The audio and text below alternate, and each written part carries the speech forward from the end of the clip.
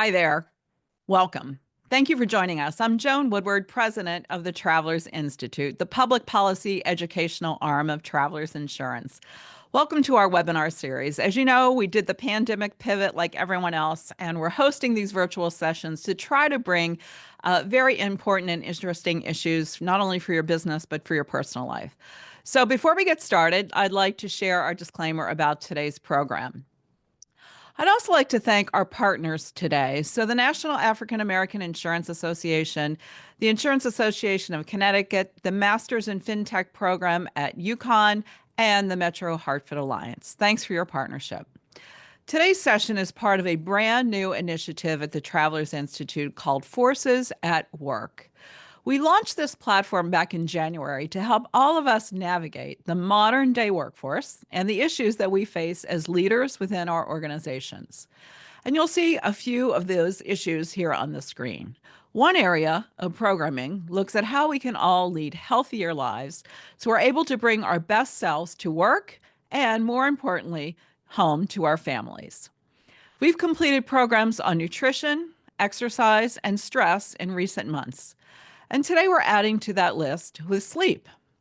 Sleep is a topic that we will be familiar to many of my colleagues here at Travelers. About a year ago, our CEO, Alan Schnitzer, brought today's webinar guest into Hartford to speak to leaders across our company about sleep. And I think I can safely say that the learnings went well beyond what most of us probably would have imagined. So last Friday was World Sleep Day, which is an opportunity to promote sleep health. To do our part, I am so pleased to have Dr. Matthew Walker, a professor of neuroscience at the University of California, Berkeley, as my guest today. At UC Berkeley, Dr. Walker studies the impact of sleep on the human health and also about diseases. He's the author of the New York Times and international best-selling book, Why We Sleep: Unlocking the Power of Sleep and Dreams. Dr. Walker's TED Talk, Sleep is Your Superpower, has garnered more than 20 million views. He's received numerous funding awards from the National Science Foundation and the National Institutes of Health. And in 2020, Dr. Walker was awarded the Carl Sagan Prize for Science Achievements. Dr. Walker, welcome to the program. We are so excited to have you here. Joan, thank you so much for that kind introduction and also just allowing me to speak the voice of sleep here to the audience. It's such a privilege, so thank you. Absolutely. All right, let's talk about some background first. I'm going to get into some tips and tricks.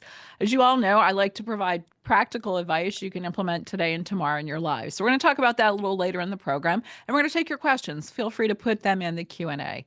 So to kick things off, Matt, how did you sleep last night? I could reach for my phone and actually check my sleep tracker. Last night was, I think, a pretty good night. I was adherent to my very maniacal regiment of regularity. And I woke up once throughout the night and fell back asleep fairly quickly. I did use perhaps some of the tips and tricks that we'll speak about regarding those 3 a.m. awakenings. But for the most part, feel very well refreshed and fortunate to have had a good night of sleep. Okay. So in your book, you call yourself, quote, the accidental sleep researcher. What drew you into this field and what's kept you here for 20 years? Yeah, I think many of us in the field are accidental sleep scientists. You know, no one when you are 3 or 4 and the teacher goes around the classroom and says, you know, what would you like to be when you grow up? No one rockets their hand up and says, I would love to be a sleep scientist. You know, it's just not what you do. And for my PhD, I trained in medicine for 5 years, then did a PhD, and I was trying to separate individuals on the basis of what type of dementia that they had very early in the course. And I was measuring their brainwave activity. And I was failing miserably. I was getting no good results whatsoever. And then one weekend, I was reading about the dementias, and I realized some of them would eat away at the sleep centers, and others would not. They would leave those parts of the brain untouched. So I realized I was measuring my patients at the wrong time, which is when they were awake.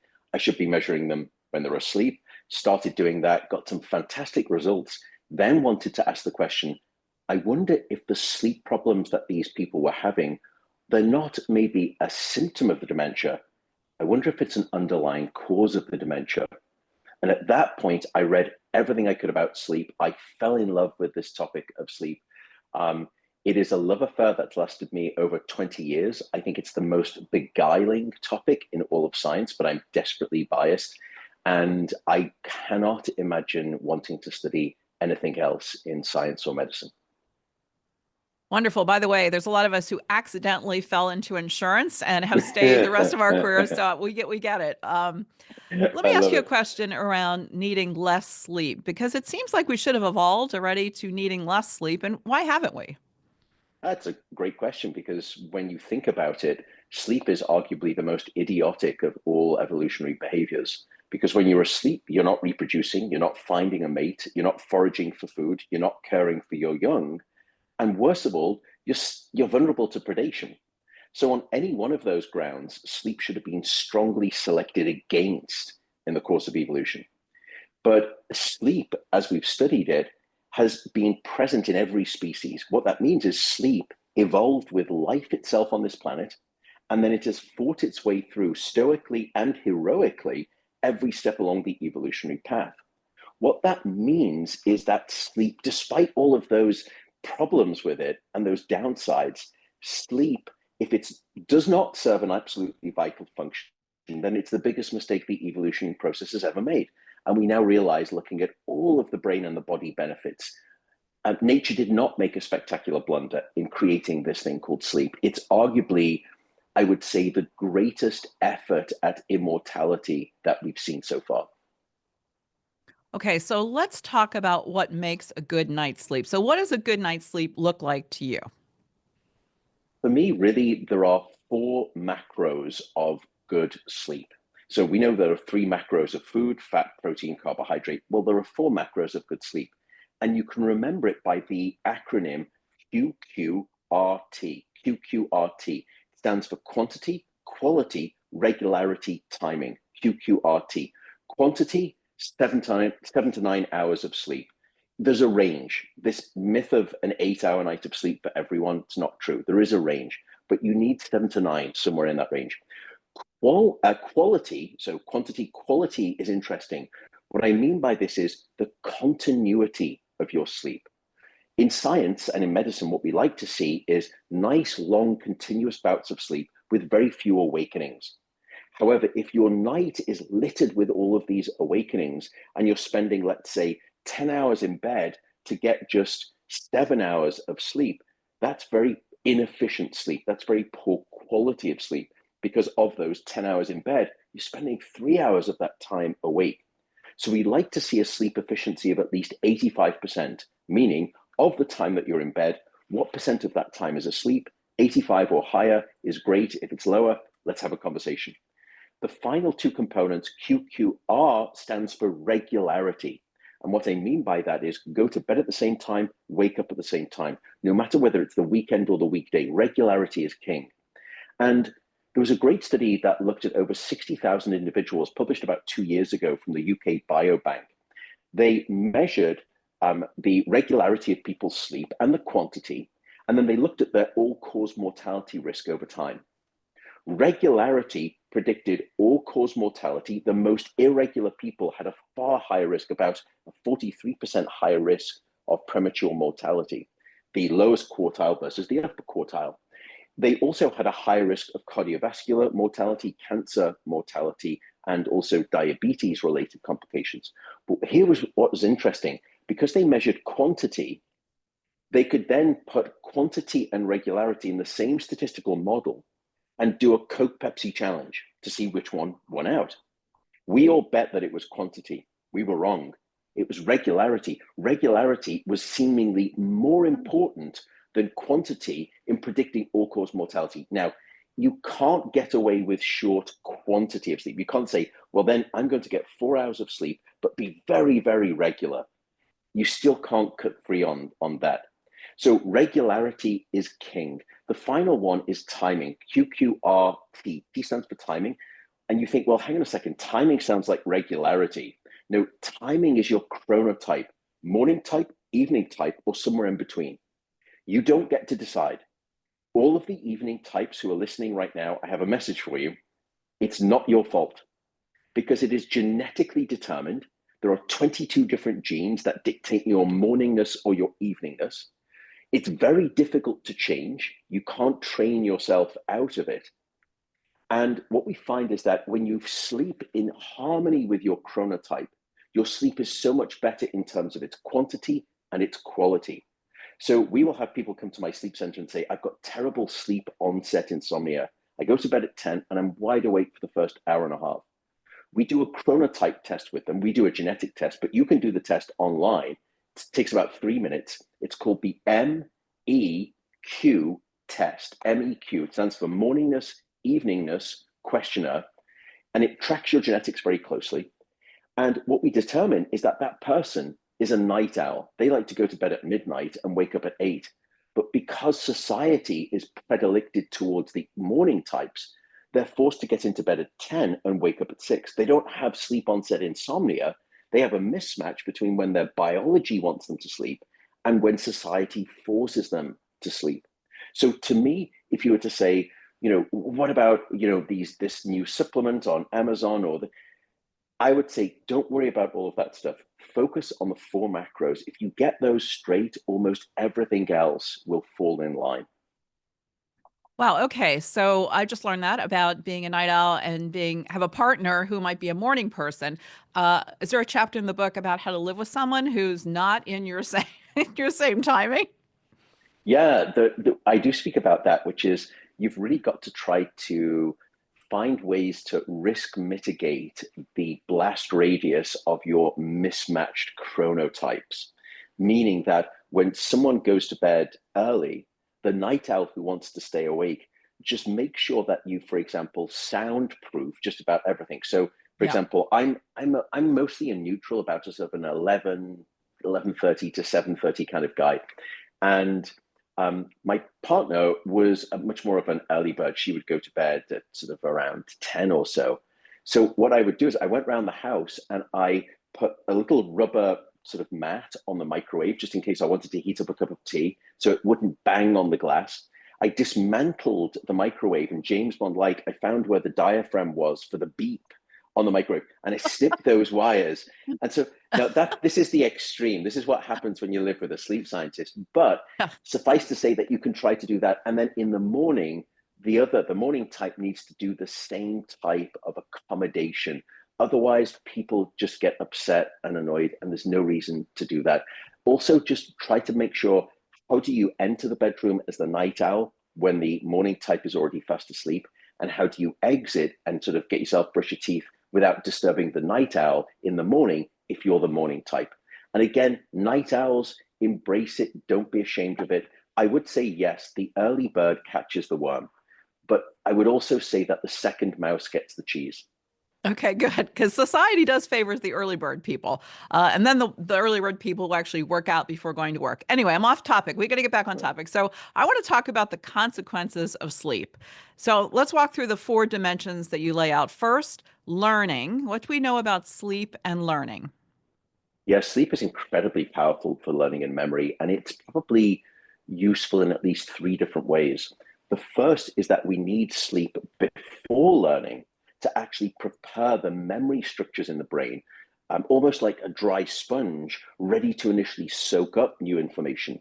And without sufficient sleep, those memory centers will effectively become waterlogged, as it were, and you can't absorb new information. You can't lay down new, fresh memories.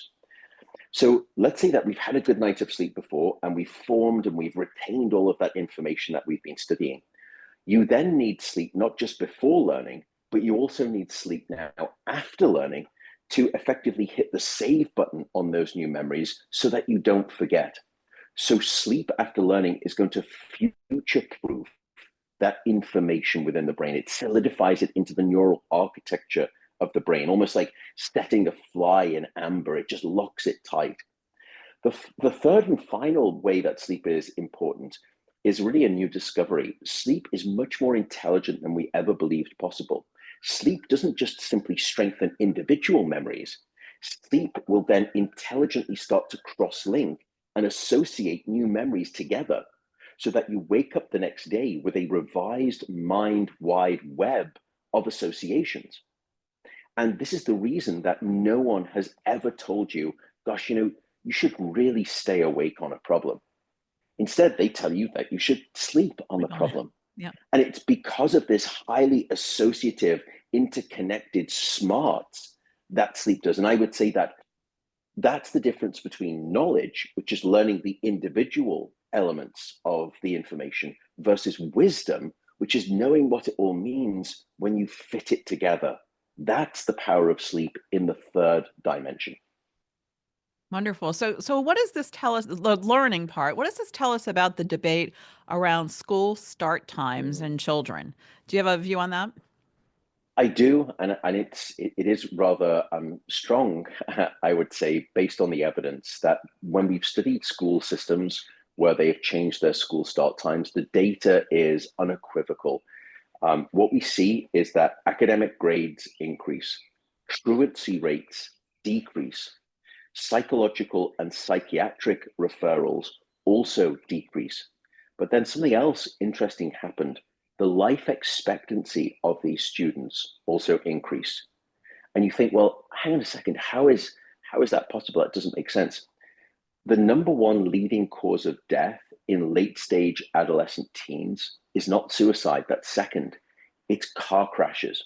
And here sleep matters enormously. So there was a great study done in Teton County in Wyoming. They shifted their school start times from 7:35 in the morning to 8:55 in the morning. The only thing more impressive than the extra 1 hour of sleep that those kids reported getting was the change in car crashes that following year. When they looked in individuals 16 to 18, that following year, there was a 70% drop in Wow. vehicle accidents, 7-0. Now, to put that in context, the advent of ABS technology in cars, anti-lock brake systems, that dropped accident rates by about 20 to 25%, and it was deemed a revolution. Well, here is the simple fact of giving our kids the sleep that they need that will drop accident rates by up to 70%. So I think if our goal as educators truly is to educate and not risk lives in the process, then we are failing our children with this incessant model of early school start times. When you look at the data, when sleep is abundant, minds flourish. And when it's not, they don't.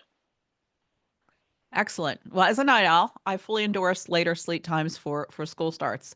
Okay. Next up is emotional well-being. So what do we know between the link between sleep and emotional well-being?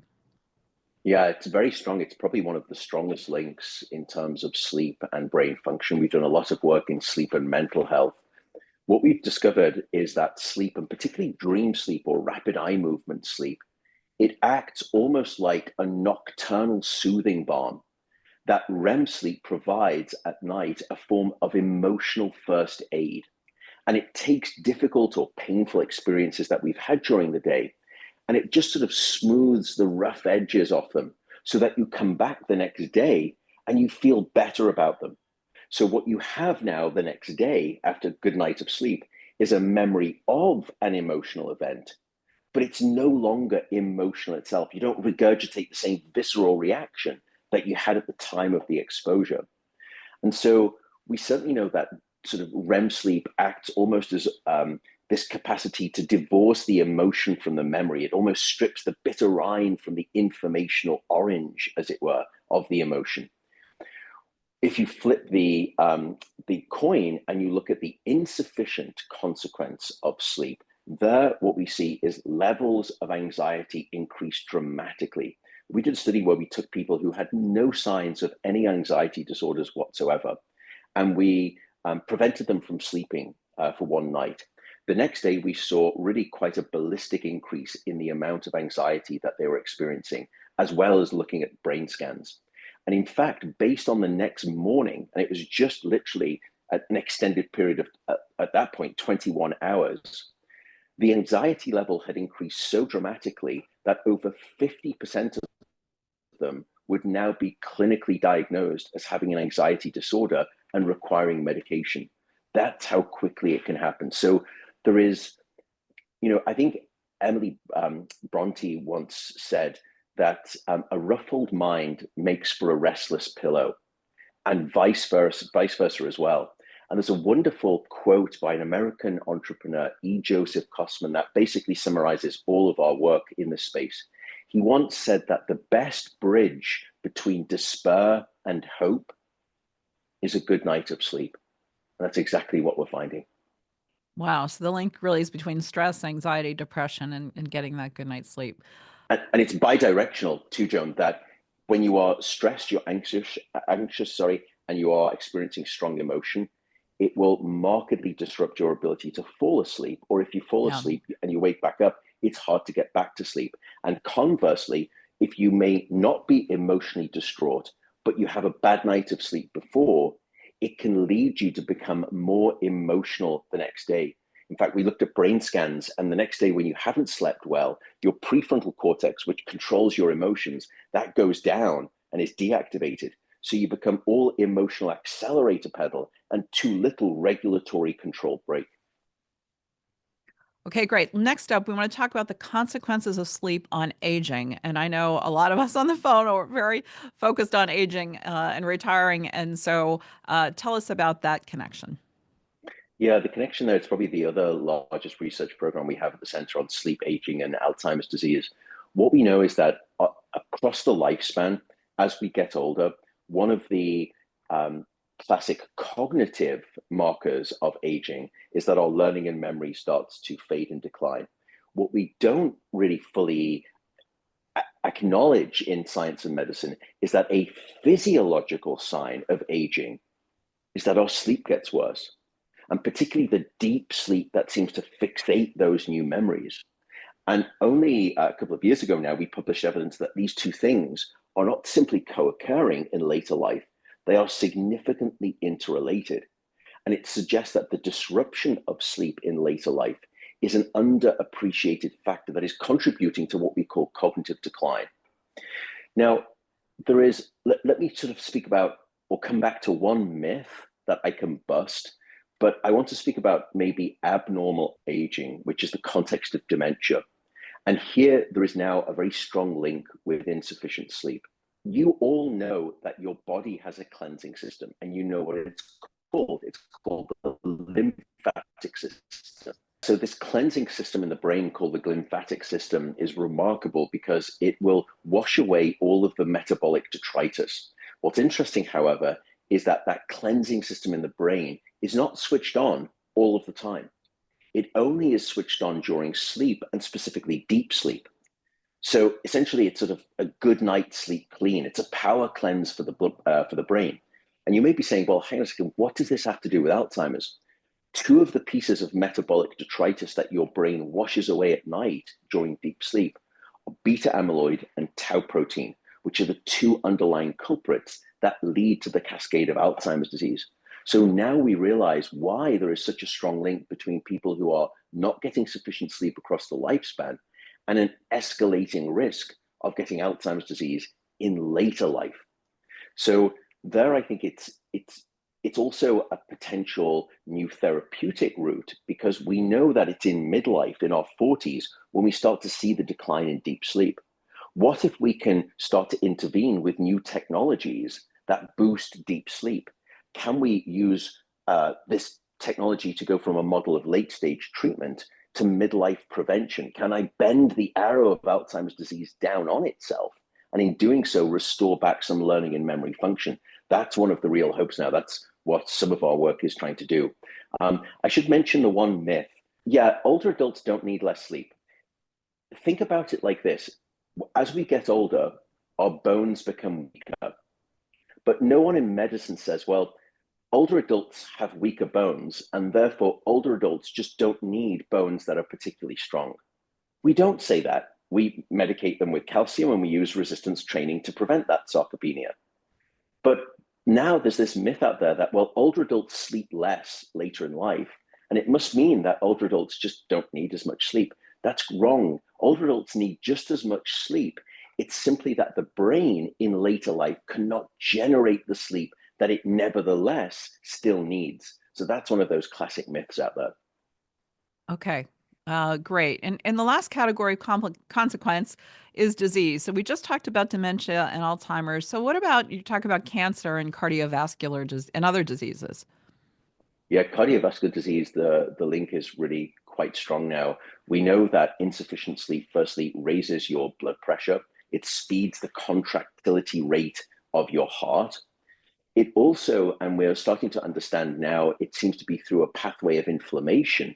It causes greater buildup of plaque in your arteries, which is what we call atherosclerosis, a hardening of the blood vessels and the development of these calcium deposits, what you would know of as a plaque in your arteries. And there's a great study from Harvard some years ago now. They looked at a group of individuals who had to begin with no signs of cardiovascular disease, and they tracked them over 5 years. What they found is that the people in that cohort who were getting less than 5 hours of sleep had a 200% increased risk of developing calcification of the coronary artery. The coronary artery is the major corridor of life for your heart. And if it gets blocked, you will hear someone say, gosh, it was tragic. They had a massive coronary. What they mean is that they had a coronary heart attack because that artery got clogged up with calcium deposits. That's exactly what they saw in that study. Cancer is interesting. There are well over 200 different forms of cancer, and insufficient sleep is not related to every single one. But there are a handful of cancers that sleep is related to in terms of increasing maybe 30%, 40%, some of which are almost doubling the risk. And you can ask then, why is it? Well, when we are underslept, critical anti-cancer fighting immune cells called natural killer cells, which you can think of, they're a little bit like the secret service agents of your immune system. They're very good at identifying dangerous foreign elements and eliminating them. And one of the dangerous elements that they will eliminate is carcinogenic cells. And so when you're not getting sufficient sleep, these critical sort of cancer shields in your system from an immune perspective go down. And that's why we become more vulnerable to cancer diagnosis. Because all of us today, we're all going to produce cancerous cells in our bodies. What prevents those cancerous cells from developing into the disease that we call cancer, in part, are these natural killer cells, which essentially require sufficient sleep across the lifespan. That is just fascinating. It really, truly is.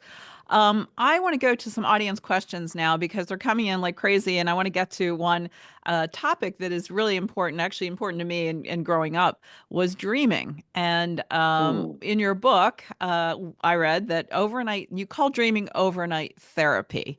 And everyone in the questions are asking, why are dreams so important to our mental health? What do dreams mean? So if I'm dreaming something scary or not very positive, does that mean I'm going to have a negative day? Does it mean I have negative thoughts? If I dream something positive, talk about dreaming, and our audience specifically wants to know why you call it therapy. Yeah, dream sleep or rapid eye movement sleep is a state like no other during the 24-hour period. What we see in the brain is that the emotional and memory centers become very active during REM sleep. But what's also interesting is that there's a chemical in the brain called noradrenaline, and it gets shut off during REM sleep. Why is that relevant? Well, we all know of the sister chemical downstairs in the body, which is called adrenaline. Well, noradrenaline is adrenaline for the brain. And during sleep, that sort of adrenaline for the brain is essentially the spigot is completely closed off. So, REM sleep is a time when you can reactivate the emotional and memory centers of the brain. In other words, you can bring back to mind all of those difficult experiences, but you're going to reprocess them in a quote unquote safe neurochemical environment. And as a consequence, that's the biological milieu that allows you to divorce the emotion from the memory and essentially get good and get over those events. And there's a fascinating study which comes on to the second part of your question, which is, does what we dream matter?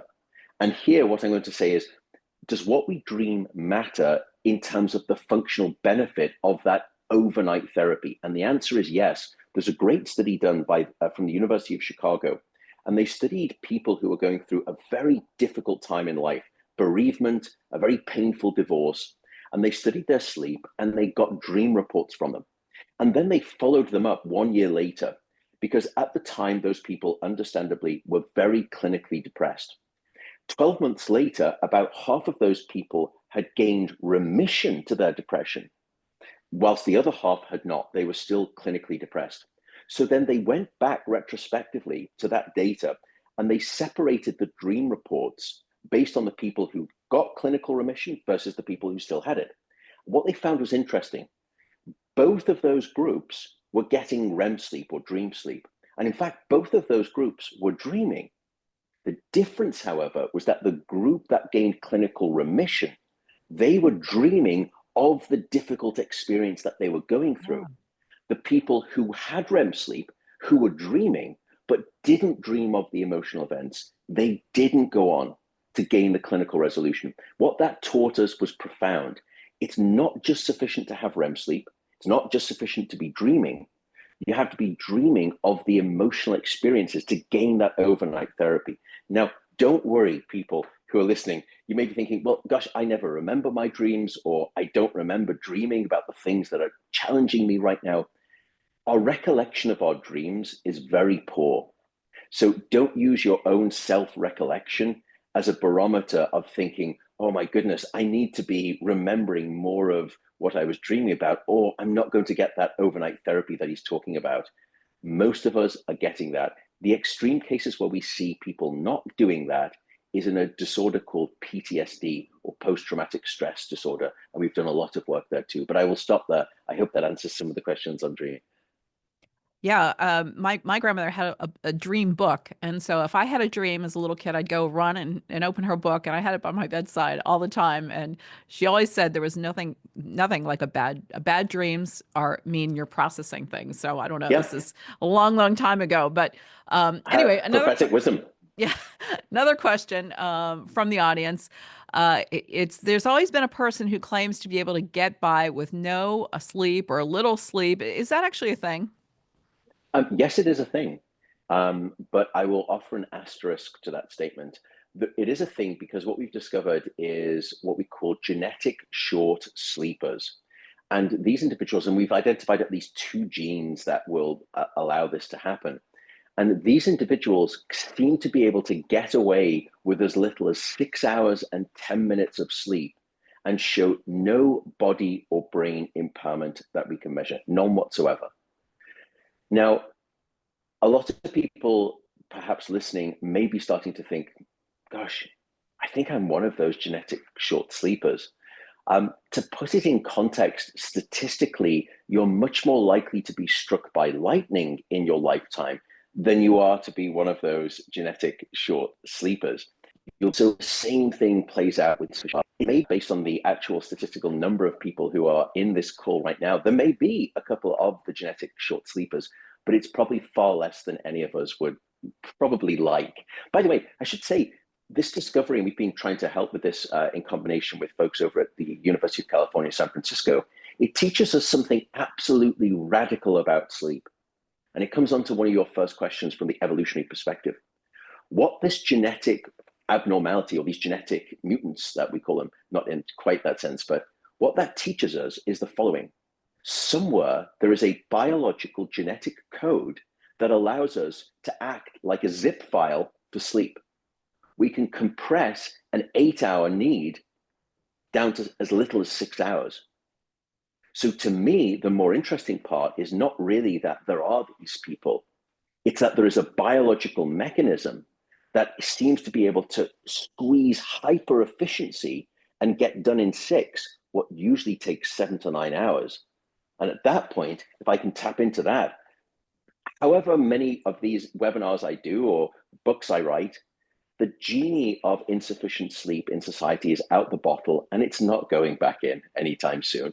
So rather than me fight it, why don't I see if I can find a way biologically to at least, help individuals to sustain good sleep, even at the level of 6 hours rather than 8 hours. My worry is that if I do that, now sort of 4 hours becomes the new 6 hours and it's an ever eroding battle with society, but I'll try and do my part.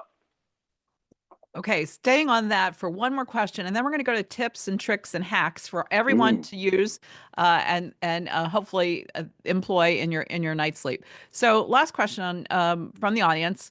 I just heard you talk about 7 to 9 hours, and I get it. But for a lot of people, like new parents and students pulling all-nighters, busy managers, it's just out of reach. So, let's be practical. What do you say to people who insist they cannot get that full night's sleep? yeah, I would say if if you know that you're going to go into a period of insufficient sleep, let's say that you've got a work project or you're a student and you've got to study, in some ways sleep is not like the bank, that you can't necessarily accumulate a debt. And for all brain and body functions, you can't pay it off at the weekend. There are some things that you can pay off at the weekend. So my first tip or trick would be for that, if you can sleep long at the weekend and you've been sleeping short during the week, definitely do it. It can help. As a young medical resident, I knew that I was about to go on call for 3 nights. There's something called sleep banking, which is that you can't necessarily go into a debt and then try to pay it off with some credit later, but you can build up credit before the event Okay, and then use that credit to spend down the debt that you then face. Does that make sense? I know it's a contorted logic, right. but in one Pre-bank certain it. sense, pre-bank it. So it's pre-banking, and that does seem to work, and it Okay. softens the blow significantly. For new parents, I get it. I would say two things. At that point, firstly, realize this too shall pass. I know it's bad, and it will never be as bad as it is now because the older your child gets on average, the better and more stable their sleep will become. The second is whenever you get the chance to sleep, even if it's a nap, whenever it is, take that opportunity. The best thing for a newborn is a well slept parent. And new parents will often make the mistake of wanting to, make sure that everything is good with their infant for sleep. Trust me, your infant, no matter what, will get the sleep that they need. You don't need to worry about them. You need to give yourself the gift of compassion to say, it's okay for me to ask. I need to get some sleep. So if people come over and say, I'd love to come over and, see the baby, or I'd love to come over and bring you food, or is there anything I can do for you? My recommendation is to say, yes, would you just come over for 30 minutes, watch the baby? I'd love just to take a 20-minute nap. If you could do that for me, that would be lovely. Ask for that permission if you can. Wonderful. Okay, that sounds like great advice. So you've convinced us now it's important to sleep and how to sleep. What are your tricks? So what is your best advice for improving our night's sleep? And then I want to get into sleep aids, so melatonin and other things that are on the markets. Mm. But first of all, let's talk about what's your advice for doing things without any of those items. Yeah, I would say probably my top two unconventional tips for sleep are the following. The first is that you have to have a wind down routine. Sleep is not like a light switch. We shouldn't expect it to be. It's much more like landing a plane, that it takes time to come down onto the terra firma of good sleep at night. So here's the following suggestion. Do this experiment for 1 week. And at the end of the 1 week, ask yourself, did it make a difference? If it doesn't make a difference, throw it out. Say that that guy with a strange British accent, he's an idiot, doesn't know what he's talking about. But here's the study. We have a wake up alarm, but also I want you to add a to bed alarm 1 hour before you expect to go to bed. Once that 1 hour goes off, your job is to turn down half of the lights, if not all of the lights in your home. Ideally, you'd also do a digital detox in that last hour, but I understand it's not going to happen for most people. That's fine. But turn down half of the lights, if not all of them, in your home. You will be surprised at how sleepy that darkness makes you feel. So you're doing what you normally do now, which is the lights are on and then you switch them all off and you jump into bed. I'm saying 1 hour before bed, do this experiment for 7 days. Then don't just ask yourself, does it feel better and do I sleep better having done that? I want you at the end of the experiment to go back to what you were doing before, which is leaving all of the lights on until you go to bed. So not only ask yourself, do things get better when I do the experiment? And secondly, do things get worse when I go back to doing what I was doing before? That's what we call the negative, positive, negative experiment. And it's much more bi-directional proof of concept. The second thing I would probably suggest in terms of a sleep tip is find ways to distract your mind. Most people, the reason that they can't sleep and have insomnia, absent a medical condition, is because when they get into bed, the Rolodex of anxiety begins, or they wake up at 3 a.m. and it starts.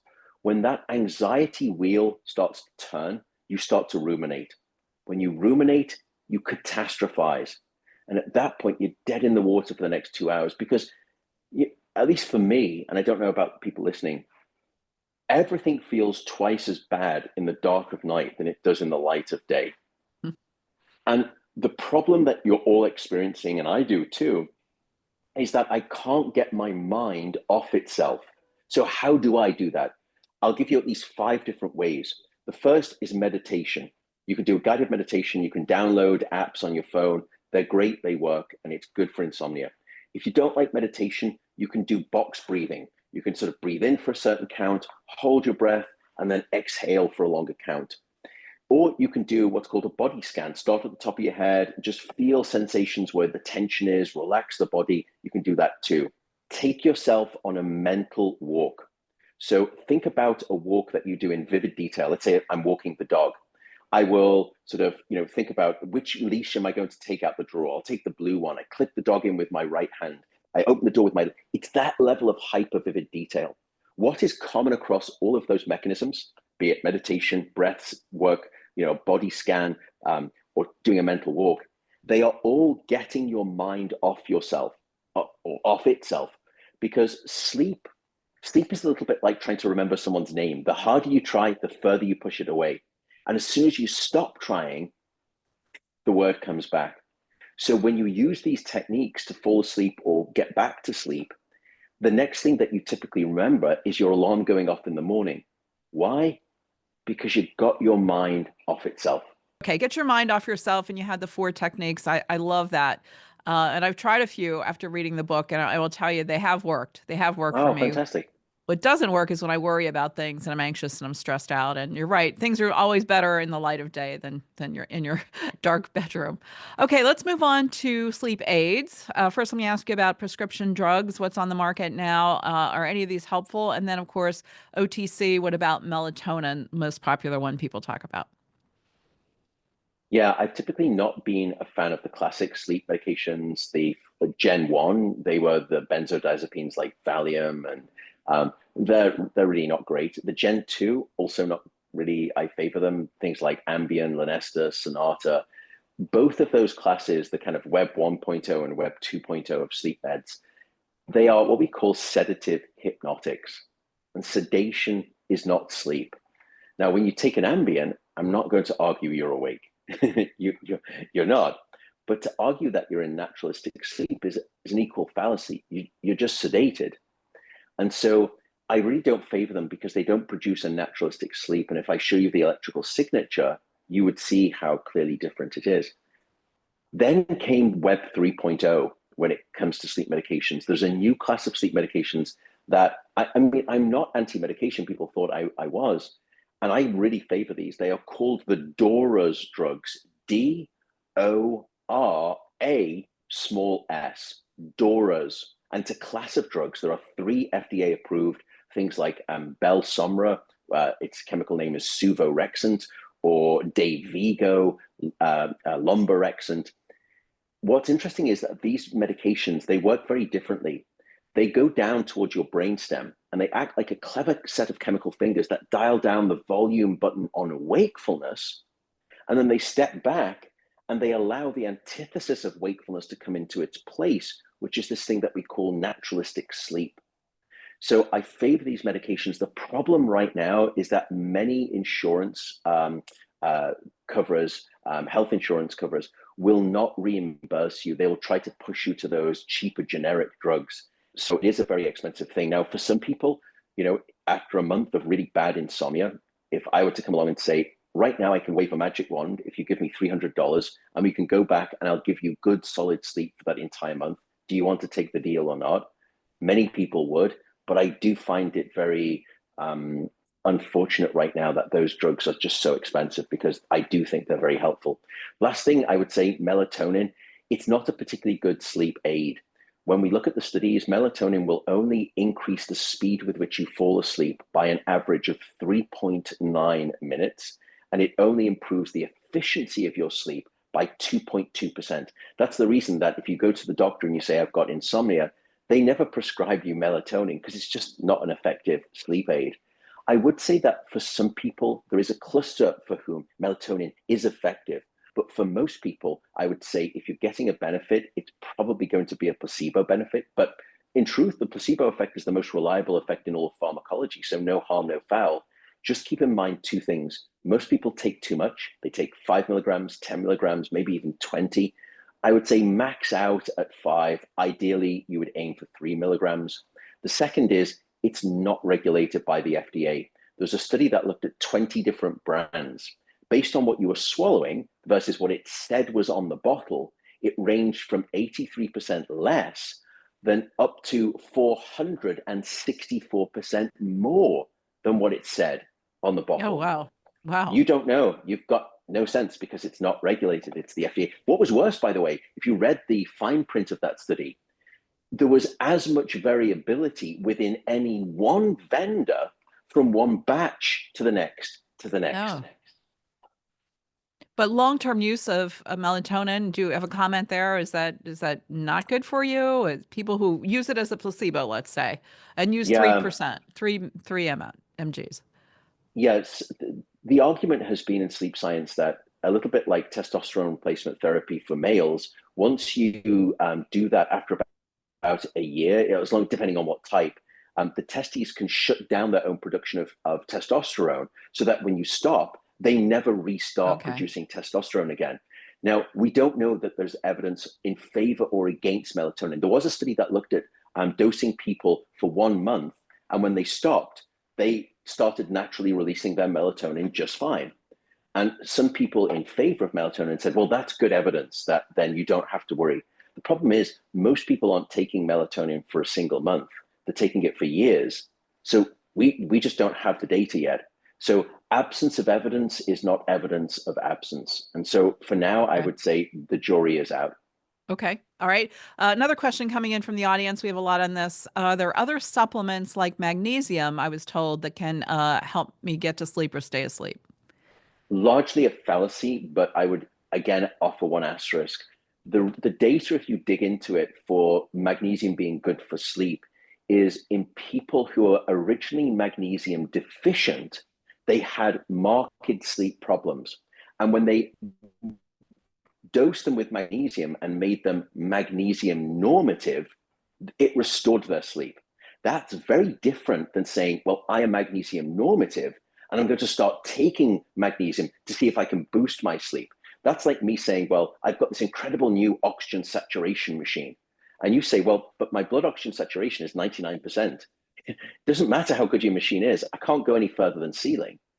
So keep in mind, the other thing, most people are taking magnesium in a form that is incorrect. Most magnesium forms, magnesium citrate, oxide, they don't cross the blood-brain barrier. And sleep is generated by the brain.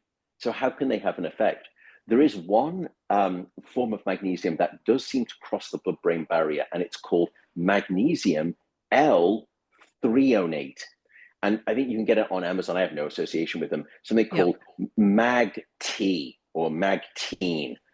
That does seem to cross the blood-brain barrier. So I would say if you really do want to use magnesium, firstly, go and get a blood test, see if you're magnesium deficient. At that point, absolutely dose with magnesium. But if you are not magnesium deficient and you still want to give magnesium a try, use magnesium L-threonate. Otherwise, you're just, how to say this diplomatically, you're probably just creating very expensive urine otherwise. Okay. Okay. We've heard of that with people taking too many vitamins.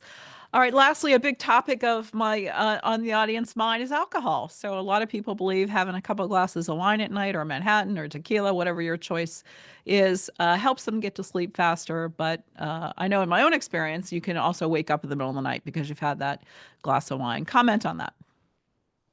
Yeah, I mean, I'm desperately unpopular based on my personality in general, but this only makes matters worse for me, unfortunately. Alcohol is not your friend when it comes to sleep. Alcohol is also in a class of drugs that we call the sedatives. And so what you're experiencing when you have a nightcap, when you say I fall asleep faster, you're just losing consciousness more quickly. You're not going into natural sleep. The second problem with alcohol is, just as you described, it is a central nervous system stimulant. So the metabolic byproducts of alcohol will activate the fight or flight branch of the nervous system. So you're much more likely to wake up many more times throughout the night. Remember the four macros of good sleep: QQRT, quantity, quality, regularity, timing. We said quality was critical. Alcohol will fragment your sleep. That's poor quality of sleep. The final thing is that alcohol is very good at suppressing your dream sleep or your rapid eye movement sleep. And we've spoken about the importance of dream sleep. Dream sleep isn't just for the brain, by the way, it's for the body. It's during dream sleep or REM sleep that we release our peak levels of testosterone in both males and females. Males and females both need testosterone, just in log order amounts different. So I would say, to try to make myself at least a little bit less unpopular, I would never offer this in a webinar, but I would tell you, based on the evidence, you should go to the pub in the morning, and that way the alcohol is out your system and no harm, no foul by the evening. But I would never recommend such a thing. Never. And certainly not during a work day, maybe on the weekends. Absolutely. We could try that experiment. You said experiment. All right. I didn't do that. So that's alcohol. Let's talk about exercise. A lot of people are asking this question. I'm not an exerciser. Would exercise help my sleep or hurt my sleep? Very much help your sleep. The evidence are remarkably robust, particularly deep sleep. Do you have to worry about time of day and type of exercise? Not so much. Exercise at almost any time of day usually leads to a benefit for sleep. Aerobic exercise, things like spin bike, going on a run, rowing machine, elliptical, those things typically have a slightly greater beneficial impact on your sleep than, let's say, weight training or lifting weights, but both of those are great for sleep. It's a myth that you have to cut yourself off from exercise, let's say 3 hours before bed. If you look at the data, you can actually exercise as close to 1 hour before bed, and it's not going to hurt your sleep. So overall, the message, I think, would be absolutely clear. Exercise, it's a fantastic sleep tool.